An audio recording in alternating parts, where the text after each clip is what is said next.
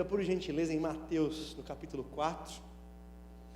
Eu tenho uma palavra de 20 minutos agora, para terminarmos aqui no tempo, mas dá para falar bastante coisa. Eu queria falar, e vai ser colocado o tema da palavra no telão, sobre movido pelas tragédias. Tem a ver com a ceia, tem a ver com tudo que temos falado até aqui, mas tem a ver com uma pessoa da Bíblia. Mateus capítulo 10, versículo 4.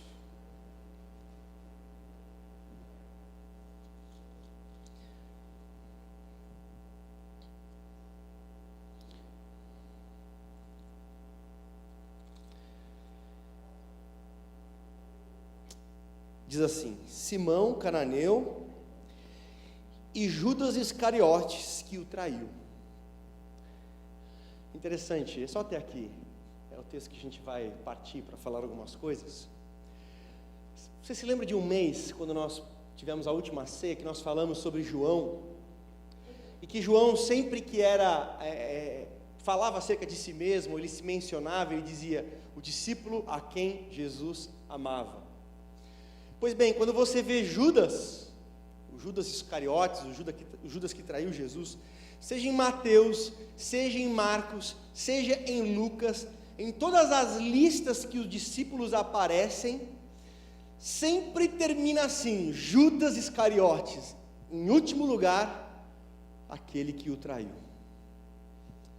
Uma qualificação, um adjetivo, ou uma forma de identificá-lo e de qualificá-lo tão pesada, tão negativa, tão ruim, aquele que traiu Jesus.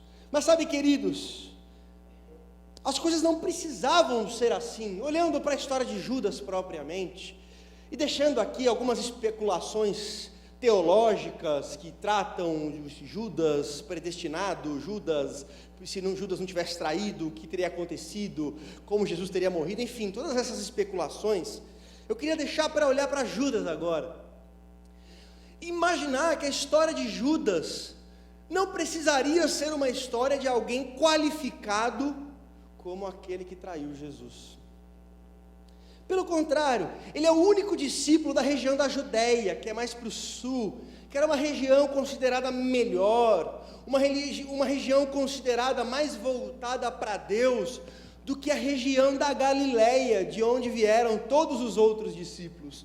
Judas veio de um lugar melhor, e por isso ele teria mais oportunidades de ser alguém melhor também.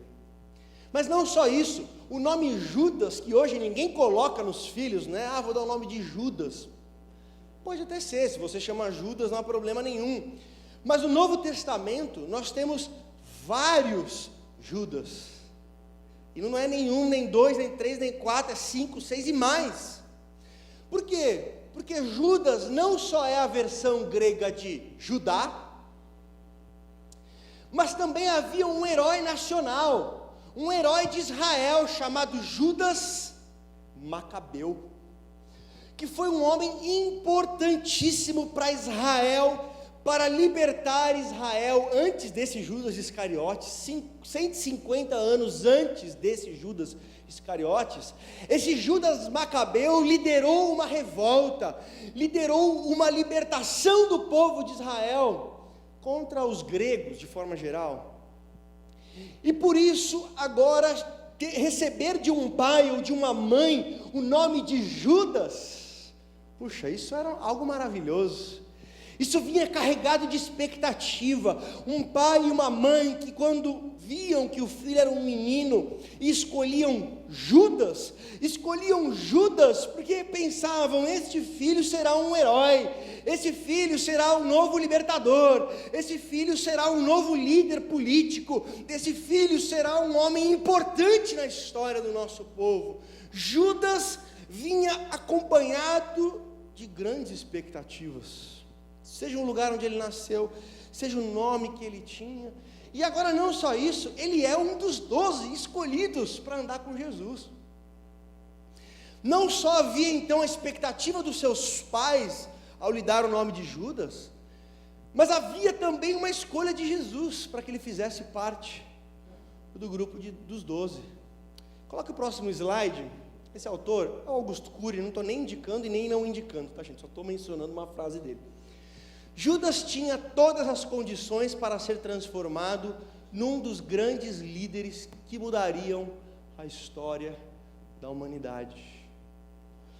Ora, mas que coisa estranha, que coisa triste pensar em alguém que tinha tantas coisas para se tornar, como ele falou, um grande líder, um dos 12, que se tornaram depois os 11 que continuaram, e depois com Matias, grandes líderes da história da igreja, mas Judas se perdeu na caminhada, Judas ficou para trás na caminhada.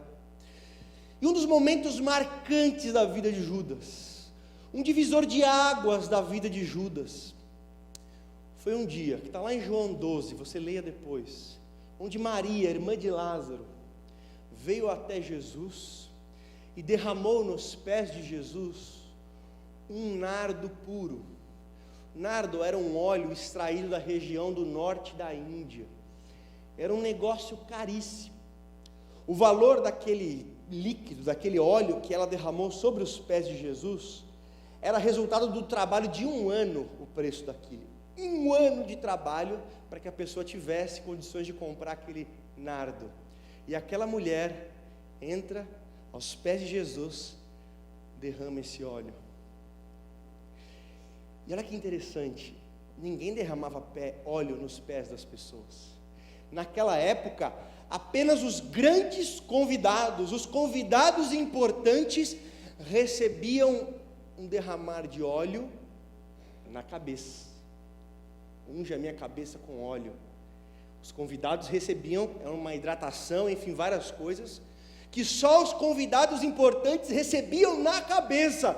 Aquela mulher pega este óleo e derrama nos pés de Jesus, como dizendo: os pés de Jesus são mais importantes para mim do que as cabeças dos mais importantes convidados. E quem está assistindo isso é Judas.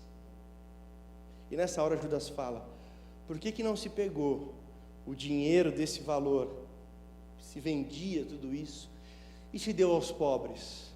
E aí o texto diz no versículo 6 do capítulo 12, mas não era isso que ele queria a grana, porque ele surrupiava a bolsa, ele surrupiava a poupança ali do grupo, dos discípulos e de Jesus. Jesus vai dizer da morte dele: ela está preparando o meu corpo para a minha morte. Em Mateus, no capítulo 26, no versículo 14, nos diz que neste momento, terminado este momento onde Maria ungiu os pés de Jesus, que Judas fez a sugestão de que aquilo fosse usado para os pobres, e Jesus responde falando da sua morte, e dizendo que aquilo estava certo de ser feito. Ao sair dali, Judas saiu para negociar Jesus, por 30 moedas de prata. Olha o contraste do texto.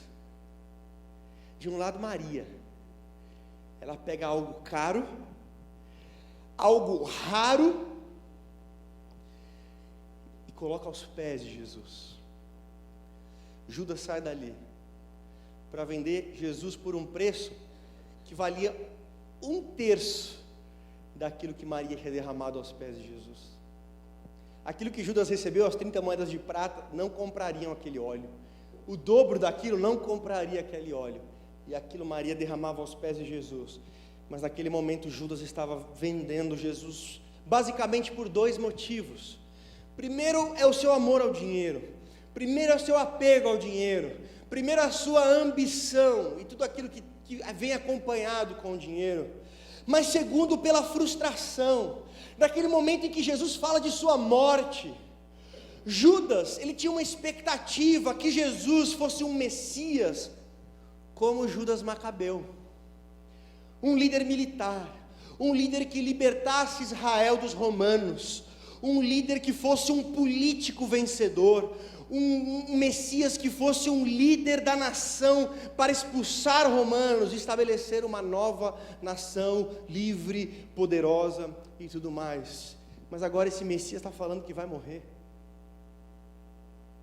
Agora esse Messias está falando em sacrifício, em preparar o corpo para morrer.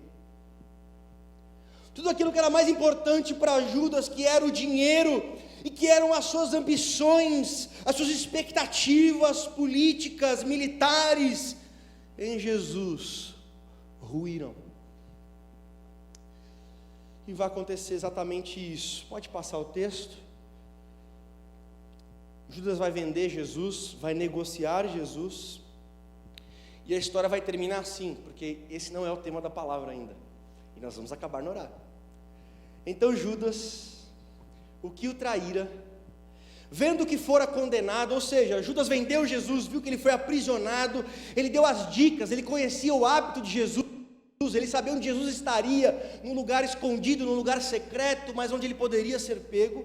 Depois de tudo aquilo, quando Judas viu Jesus preso, viu Jesus sofrendo ali aquela condenação, aquele tribunal de exceção que foi construído pelo Sinédrio, aquela bobagem toda, ele percebeu que não tinha volta, que Jesus iria morrer, que Jesus seria preso e iria morrer. Quem sabe a expectativa de Judas é que naquele momento Jesus revelasse o seu poder e fizesse as coisas, mas ali ele percebeu que não. Então Judas, o que o traíra, vendo que fora condenado, trouxe, arrependido, as 30 moedas de prata aos príncipes dos sacerdotes e aos anciãos, dizendo: pequei, traindo sangue inocente. Eles, porém, disseram: que nos importa? Isso é contigo. E ele, atirando para o templo as moedas de prata, retirou-se e foi se enforcar. Uma das coisas mais frustrantes e tristes desta passagem é que Judas apenas vai lançar fora o dinheiro. Judas apenas vai sentir esta dor e essa tristeza. Judas apenas vai sentir este arrependimento, remorso. A palavra no original é a mesma para arrependimento e remorso. Ele só vai ter esse tipo de sentimento no momento onde não se dá para fazer mais nada, no momento onde a tragédia já foi engatilhada e Jesus já está no processo de sofrimento e morte. Apenas depois, movido por esta tragédia, Judas resolve abrir mão do dinheiro.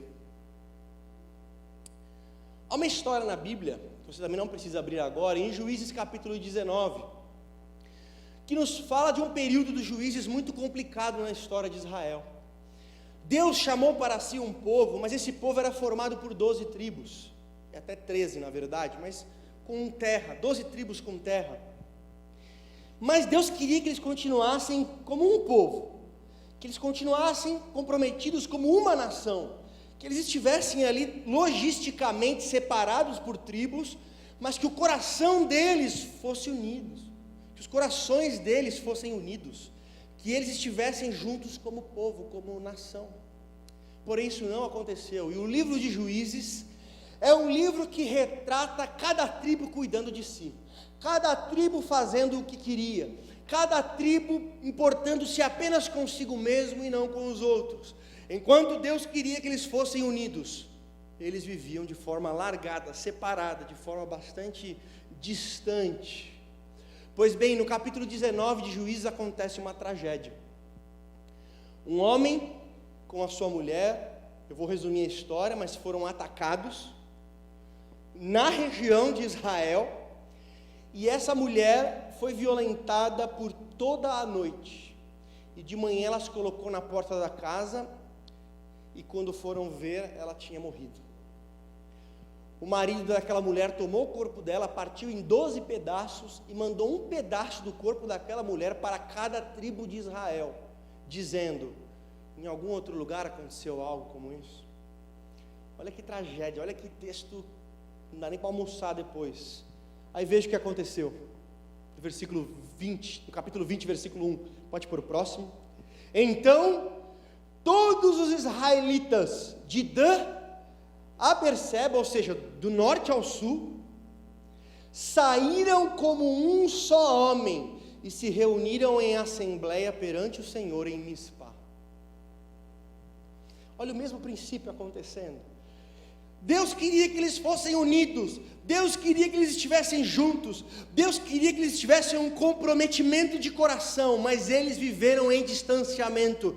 Mas agora, depois de uma tragédia, depois de um filme de terror, onde cada tribo recebe de presente, não sei se numa caixa ou num saco, e se abre um pedaço de uma pessoa apodrecendo, só depois disso cai a ficha, e eles percebem, precisamos nos unir. E aí o texto diz, que eles se uniram tanto, que parecia que eram apenas um só homem. Mas por que só depois da tragédia? Por que fazer aquilo que Deus sempre disse que eles fizessem, só depois de uma tragédia como essa? Falando em tragédia, tem um livro que as mulheres principalmente gostam muito, Romeu e Julieta. Nossa, eu estava dormindo, até acordei, né? Agora me interessou. Nesse livro, tem até a capa dele, eu coloquei isso, de William Shakespeare, que era cristão inclusive. É a história da guerra de duas famílias em rixa, duas famílias em confronto. E o interessante é que o livro nem diz o que gerou esse confronto, o que gerou essa disputa, o que gerou essa animosidade de uma família contra a outra.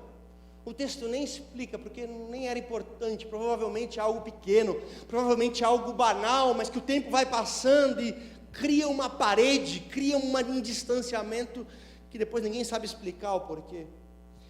E nessas famílias inimigas, completamente inimigas, numa das famílias havia uma menina chamada Julieta. E na outra família rival, havia um homem chamado Romeu. A história vocês conhecem, eu não vou gastar tempo com ela, mas eles se apaixonam. E depois que se apaixonam, descobrem que eles são de famílias inimigas, e que as famílias, elas nunca são inimigas. Os empregados da família marcam de brigar na rua, marcam de se matar, enfim, um negócio maluco mesmo. Então eles percebem que se amam, mas o amor deles está condenado ao fracasso, porque as famílias jamais aceitariam naquele ambiente de guerra que eles se casassem. Jamais havia uma perspectiva de conciliação para aquela família.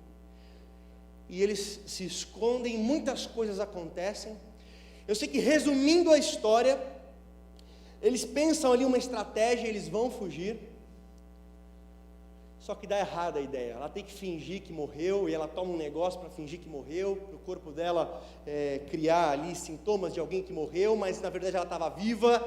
Só que uma carta não chegou. Quando o Romeu chegou, viu que ela estava morta, achando que ela estava morta, ele pegou e tomou um veneno e morreu de verdade. Aí ela acordou, viu que ele tinha se matado, pegou um punhal, se matou também. E tudo acontece uma coisa atrás da outra, mas neste momento então, chegam várias pessoas, onde eles estão mortos ali, e aí o príncipe da cidade vai dizer isso para eles, para os pais, para os patriarcas, para os cabeças das duas famílias: onde estão esses dois inimigos? Capuleto, que era o pai de uma das famílias, e Montecchio, vede aqui, que maldição recai em vosso ódio, para o céu matar com amor vossa alegria.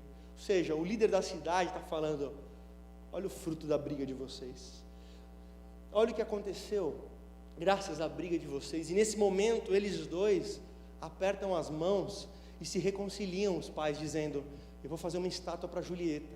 E o outro diz: do lado eu vou colocar uma estátua de Romeu. E aí o livro termina com o príncipe dizendo o seguinte: uma paz triste esta manhã traz consigo. Mais triste história nunca aconteceu que esta de Julieta e seu Romeu. Mas o que chama a atenção desse príncipe, vendo essa reconciliação, é uma paz, é uma reconciliação. Que bom que as famílias se reconciliaram, mas a que custo? A que preço? Em outras palavras, essa reconciliação não poderia acontecer antes, esta reconciliação não poderia ter sido antecipada. Precisava realmente uma tragédia acontecer para que as pessoas se movimentassem na direção daquilo que era certo. Será que as tribos de Israel precisavam de uma tragédia para se unir? Será que estas famílias precisavam desta tragédia para se reconciliar? Será que Judas precisava ver Jesus sofrendo julgamento e encaminhado para a morte, para realmente perceber que o dinheiro que ele tinha não valia, e jogar esse dinheiro fora, e se prostrar em arrependimento?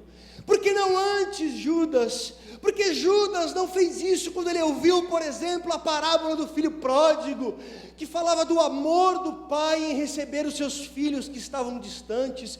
Por que não antes, Judas? Por que não quando você viu a parábola da ovelha perdida, Judas, e se fez você mesmo essa ovelha perdida? Por que não antes, Judas, quando você estava vendo Maria derramar ali um nardo puro aos pés de Jesus, mostrando que ali estava a pessoa mais valiosa que existia? Por que não antes, Judas, quando a sua mão estava no bocado, pegando um pão juntamente com Jesus? Por que não antes, quando Jesus tomou o cálice, tomou o pão e disse: este é o meu corpo, este é o meu sangue? Ou por que não antes, Judas, quando você chegou até Jesus e deu um beijo e ele te respondeu: aqui vieste, meu amigo? Por que não até este momento, Judas? Por que só depois? Por que só depois da prisão? Por que só depois que ele foi levado? Por que só depois que ele foi ferido? Por que depois que ele foi julgado? Porque precisou, Judas, uma tragédia acontecer para que você percebesse as coisas que realmente têm valor, as coisas que realmente deveriam ser preservadas. Amados, a minha oração é que a nossa vida não seja movida por tragédias, que não sejam as tragédias os motores da nossa vida. Quantas vezes nós esperamos coisas graves acontecer para fazer aquilo que nós já sabíamos que tínhamos que fazer, seja qual for a área. E quero que você pense em áreas de sua vida que precisam de decisões importantes, que precisam de tratamentos importantes, que precisam de mudanças de posturas importantes. E a pergunta desta manhã, através da história de Judas, através da história do povo de Israel em Juízes 19, através de uma literatura de Shakespeare, é: será que nós precisaremos esperar as tragédias acontecerem para nos moverem de verdade? Eu fui num congresso onde uma pessoa pregou sobre Juízes 19, falando sobre a necessidade da igreja de Jesus se unir. E ele usou essa expressão: será que teremos que mandar um pedaço de pessoa para cada igreja, assim como aconteceu no livro de Juízes, para que a igreja de Jesus acorde? É forte isso, mas o que será que vai ter que acontecer para a gente fazer aquilo que a gente sabe que tem que fazer? Será que nós seremos apenas movidos por tragédias? Será que nós sempre esperaremos as coisas chegarem num lugar trágico, num lugar tenebroso, para aí sim realizarmos algumas coisas? Quantos casais vivem anos, 1 ano, 2 anos, 10 anos, num ambiente egoísta, narcisista, tenebroso de viver, até a hora que acontece algo grave com um filho ou com uma filha. E aí de repente surge toda aquela vontade de mudar, de resolver, de fazer. A pergunta é: não pode ser agora, não pode ser antes. A gente faz isso até com a saúde, né? A gente espera chegar no médico e fala: ó, você tem 2 meses de vida. Nossa, agora eu vou cuidar da minha saúde e tal.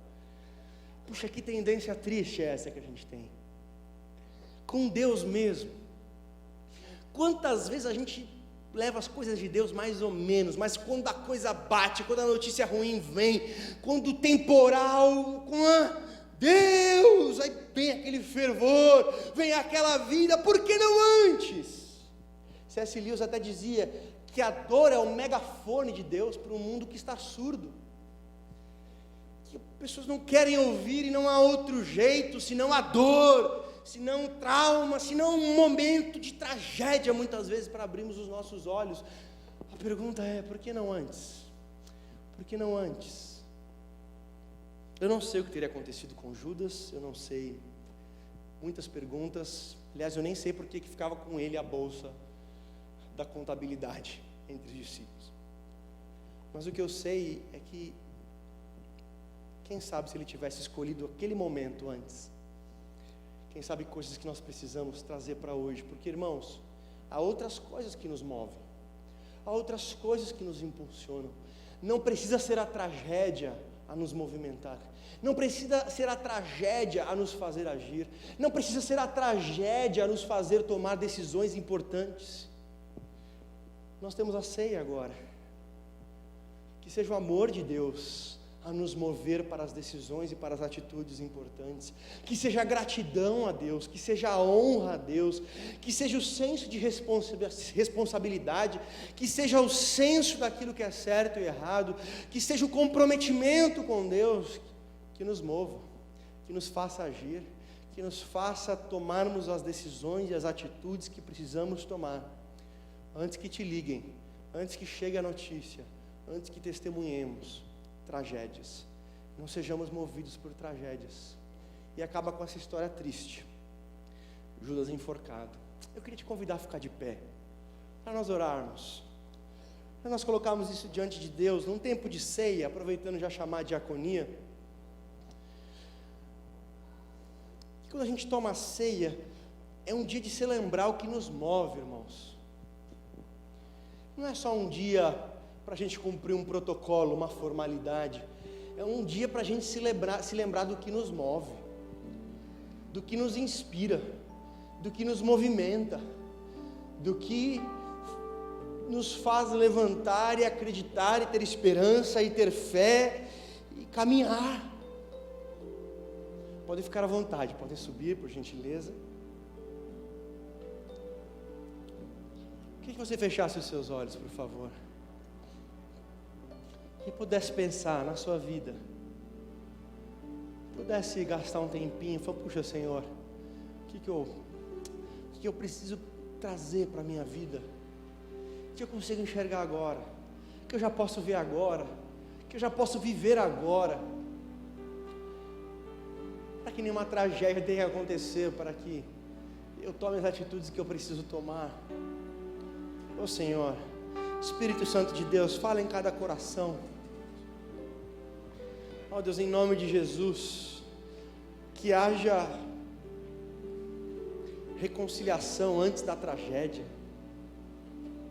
que haja unidade antes da tragédia, que haja arrependimento antes da tragédia, que haja decisões corretas antes da tragédia, que haja atitudes diferentes antes da tragédia, Senhor.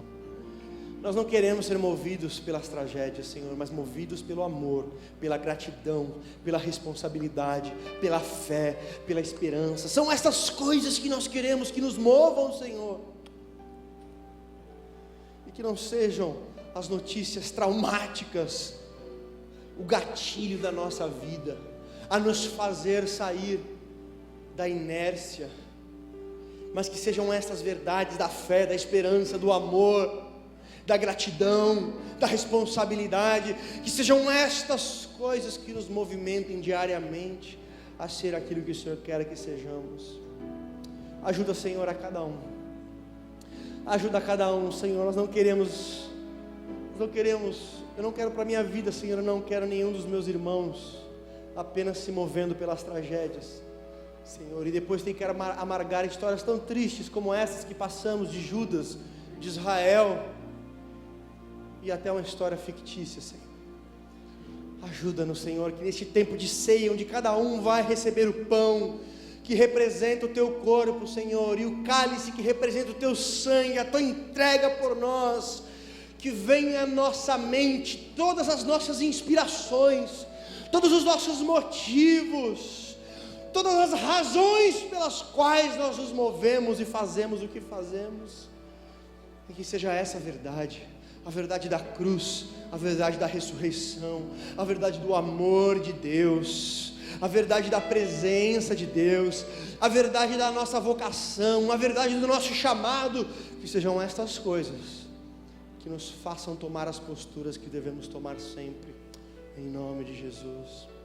Em nome de Jesus. Você vai receber o cálice, o pão primeiro, perdão. Com isso em mente. Grande é o Senhor e muito digno de louvor. Na cidade do nosso Deus, seu santo monte, a alegria de toda a terra.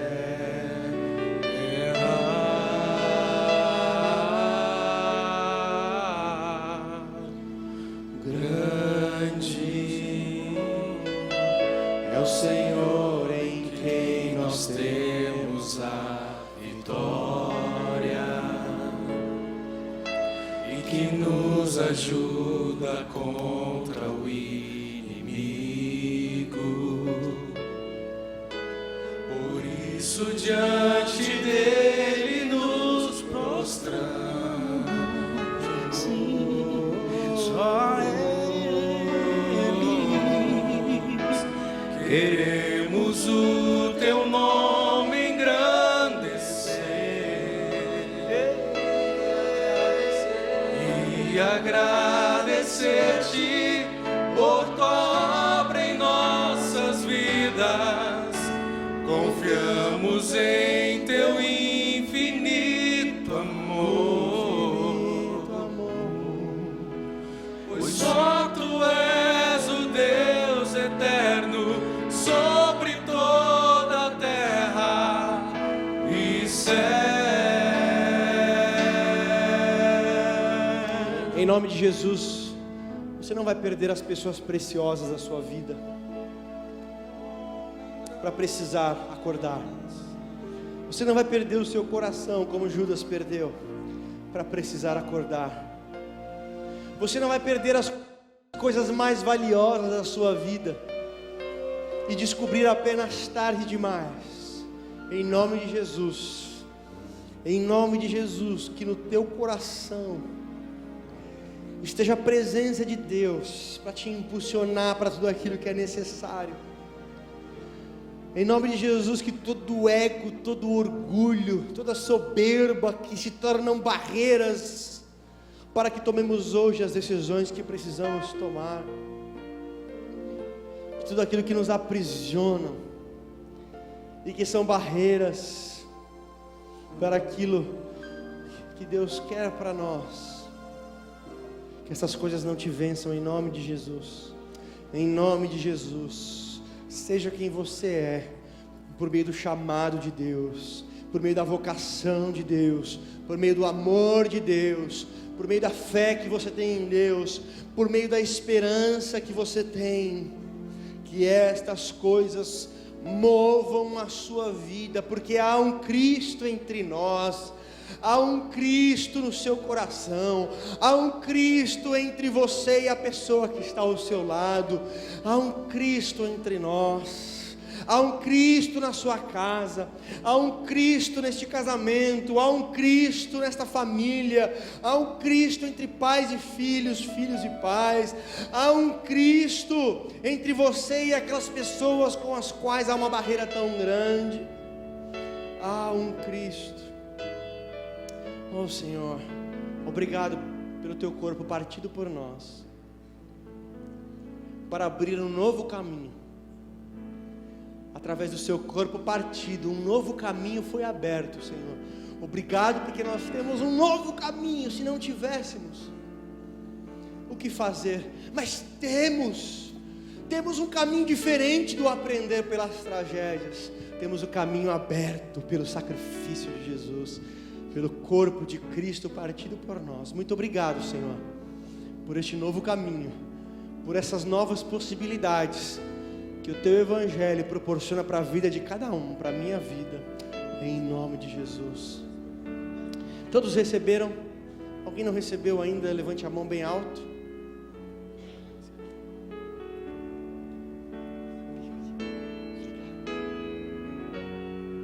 Em nome de Jesus, coma do pão e lembre-se do sacrifício de Jesus por você.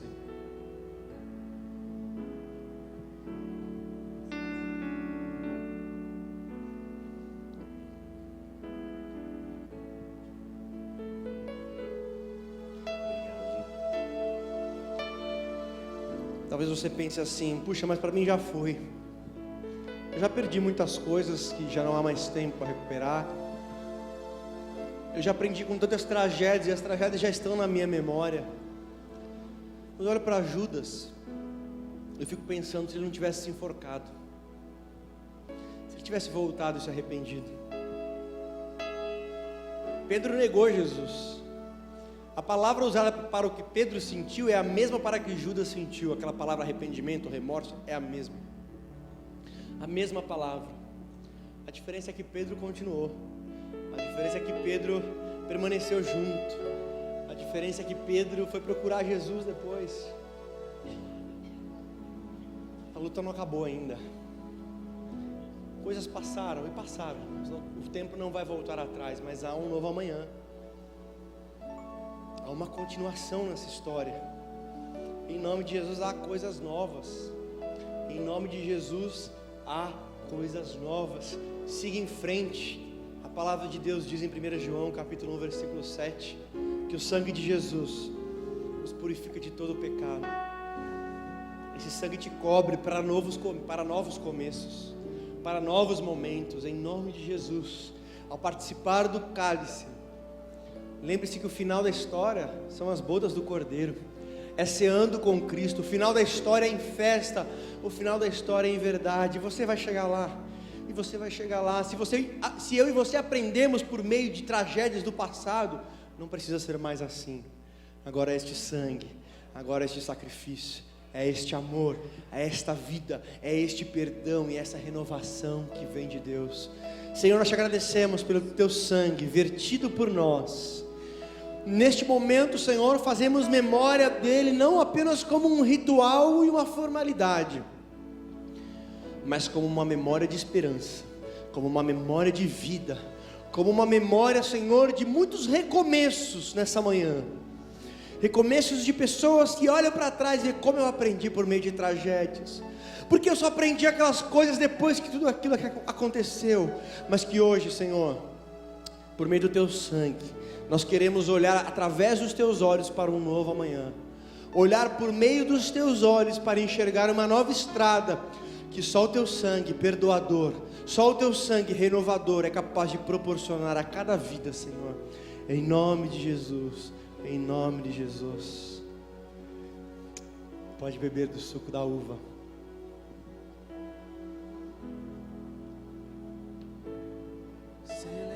Celebrarei a Ti, ó Deus, com meu viver. Cantarei, contarei as Suas obras, pois por Tuas mãos foram criados terra, céu e mar e todo ser que nele está. Toda a terra celebra-Te com cânticos e júbilo, pois Tu és o Deus Criador. Toda a terra celebra-Te com cânticos e júbilo, pois Tu és o Deus Criador. A honra, a honra, a glória,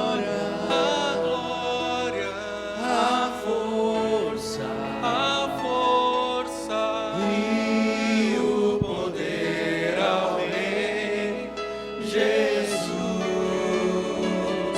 e o louvor ao Rei Jesus. mais uma vez, a honra.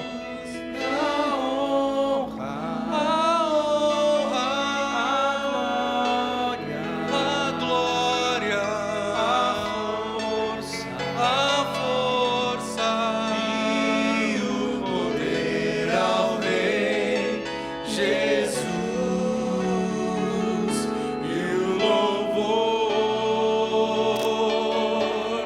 ao Rei